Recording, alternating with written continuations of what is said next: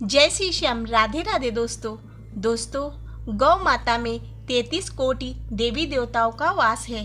जब देवताओं व असुरों ने समुद्र मंथन किया था तब अन्य रत्नों के साथ ही गौ माता की उत्पत्ति हुई थी और गौ माता को हमारे उद्धार के लिए कलयुग में भेजा गया।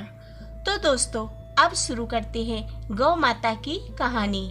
बहुत समय पहले की बात है। एक गांव में एक किसान व उसकी पत्नी रहती थी। वह किसान बहुत ही गरीब था और उसकी पत्नी गर्भवती थी। कुछ दिनों के बाद किसान की पत्नी ने एक पुत्र को जन्म दिया, किंतु बच्चे को जन्म देने के कुछ समय बाद ही किसान की पत्नी की मृत्यु हो गई। अब तो किसान पर दुखों का पहाड़ टूट पड़ा। एक तो गरीबी, दूसरा बच्चे का पालन पोषण करना था। अब बच्चे को दूध भी नहीं मिल पा रहा था। वह भूख प्यास से व्याकुल था। किसान के पास दूध का कोई साधन नहीं था। बच्चे की मां मर चुकी थी तथा किसान के पास भी कोई गाय या कोई अन्य पशु नहीं था कि वो दूध की व्यवस्था कर सके। जब उसका बच्चा रोता तो वो चावल पीसकर और उसे पानी में घोलकर बच्चे को पिलाता, परंतु बच्चे की भूख शांत नहीं होती। उसे तो दूध चाहिए था। एक दिन उस किसान का मित्र उसके घर आता है और किसान वह बच्चे की हालत देखकर उसे बड़ा दुख होता है। वह किसान से कहता है कि हे मित्र, अपने गांव के पास जो जंगल है उस जंगल में एक साधु महाराज रहते हैं। उनके पास एक गाय है, तुम उनके पास जाओ, उनसे निवेदन करो कि वे उस गाय को तुम्हें दे दे। मुझे पूर्ण विश्वास है कि वो साधु महाराज उस गाय को तुम्हें दे देंगे। मित्र की बात सुनकर वह किसान दूसरे दिन ही उस साधु महाराज के पास जाता है और साधु महाराज को प्रणाम करके कहता है, हे महाराज, मेरी पत्नी ने एक पुत्र को जन्म दिया है और जन्म देते ही वो इस दुनिया को छोड़कर चली गई है। अब मेरा बालक दूध के लिए रोता है। मैं उसे दूध नहीं दे पा रहा हूँ, इसीलिए मैं आपकी गाय को लेने आया हूँ। कृपया करके आप अपनी गाय मुझे प्रदान करें ताकि मैं अपने बालक को दूध पिलाकर उसकी भूख शांत कर सकूं। तब साधु महाराज बोले, बेटा, मैं तुम्हें अपनी ये गाय अवश्य दूंगा। तुम पर जो दुखों का पहाड़ गिरा है, तुम्हारा बच्चा भूख से व्याकुल है, मैं तुम्हारे दुख को समझ सकता हूँ, लेकिन मेरी एक शर्त है। मेरी गाय को ले जाकर इसके खाने पीने व रख रखाव का ध्यान रखना और सुबह अपने खाने से पहले गाय को एक रोटी अवश्य खिलाओगे तथा इसे स्वच्छ रखोगे। और हाँ, जब ये दूध देना बंद कर दे तो इस गाय को घर से निकालना मत। तो वो किसान बोला, ठीक है महाराज, मैं इन सभी बातों का ध्यान रखूंगा। और वह किसान साधु महाराज की गाय लेकर घर लौट आता है तथा गाय को पानी पिलाता है, चारा खिलाता है और फिर दूध निकालकर अपने बच्चे को पिलाता है। अब रोज सवेरे उठकर किसान गाय को नहलाता, चारा खिलाता, पानी पिलाता और रोज अपने खाने से पहले गाय को एक रोटी खिलाता था। बड़ी लगन से गाय की सेवा करता था। अब कहा जाता है, जहाँ गौ माता रहती है वहाँ धन की कमी नहीं रहती है।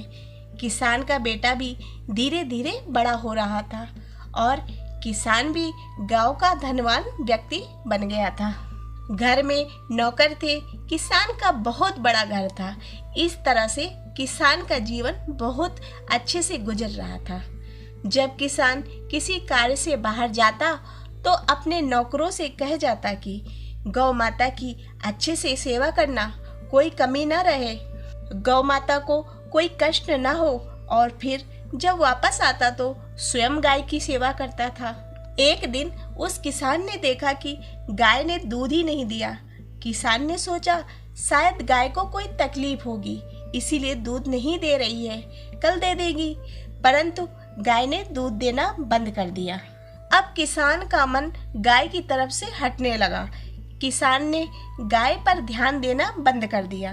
पहले किसान अपने हाथों से गाय की सेवा करता था, पर अब किसान गाय की तरफ देखता ही नहीं था। नौकर कभी कभी चारा पानी दे देते थे और कभी वह भूखी ही बंधी रहती थी, जिससे वह बहुत कमज़ोर हो गई थी।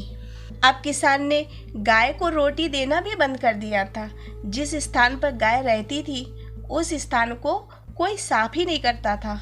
चारों तरफ गोबर ही गोबर पड़ा था। उस स्थान पर मक्खी मच्छर ज़्यादा थे, जिससे गौ माता को बहुत कष्ट सहना पड़ता था।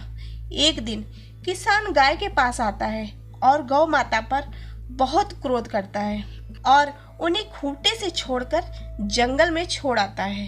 जब वापस आता है तो देखता है उसका बेटा बीमार है। किसान अपने बेटे को लेकर वैद्य के पास जाता है और कहता है कि चाहे जितना पैसा लगे पर मेरे बेटे को ठीक कर दो। पर वैद्य उसके बेटे को ठीक नहीं कर पाता।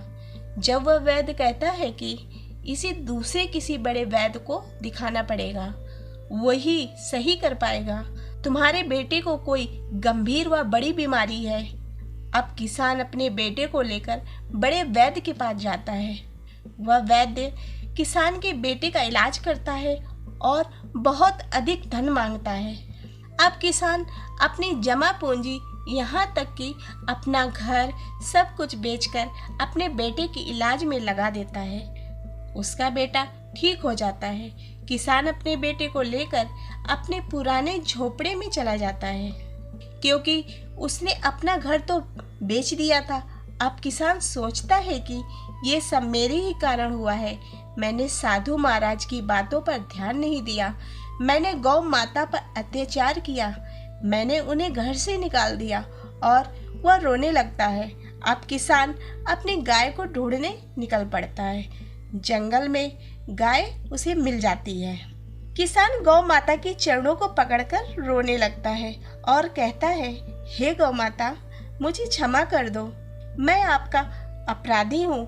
मैंने आपको बहुत कष्ट दिए हैं, आपका ध्यान नहीं रखा, खूंटे में बांधकर चारा पानी नहीं दिया, आपको गंदगी में रखा है। आप मुझे क्षमा करें और मेरे साथ चलें। तब गौ माता बोली, हे किसान, मेरी कुछ बातों को ध्यान से सुनो। कभी भी अपने मित्र व सहायता करने वाले व्यक्ति के साथ छल नहीं करना। जो व्यक्ति सहायता करने वाले के साथ छल करता है वह कभी भी उन्नति नहीं कर सकता, वह सदा गरीब रहता है। जो दूसरों का पेट काट कर खाता है वह सदा भूखा ही रहता है। फिर गाय बोली, हे किसान, मनुष्य को अपने धन पर घमंड नहीं करना चाहिए। धन पर घमंड करने पर व्यक्ति को अहंकार व अन्य विकार आ जाते हैं, जो उसके पतन के कारण बनते हैं। हे किसान, तुमने अपने धन पर घमंड किया, जिसके कारण तुमने अपनी सहायता करने वाले को ही घर से निकाल दिया, जिसका परिणाम तुम्हारे सामने है। अब किसान कहता है, माँ, मुझे क्षमा कर दो, आप सत्य कह रही हैं। अब दोबारा मैं ऐसी गलती नहीं करूँगा, कृपया मेरे साथ चलिए। गौ माता किसान को क्षमा कर देती है और किसान के घर वापस आ जाती है। किसान भी अब पूरी श्रद्धा व लगन से गौ माता की सेवा करने लगता है। किसान का घर अन्न धन से फिर भर जाता है और वह सुखपूर्वक जीवन व्यतीत करने लगता है। तो दोस्तों, आशा करती हूँ कि आपको ये कहानी पसंद आई होगी। यदि ये कहानी पसंद आई हो तो इसे लाइक करें तथा चैनल को सब्सक्राइब करें।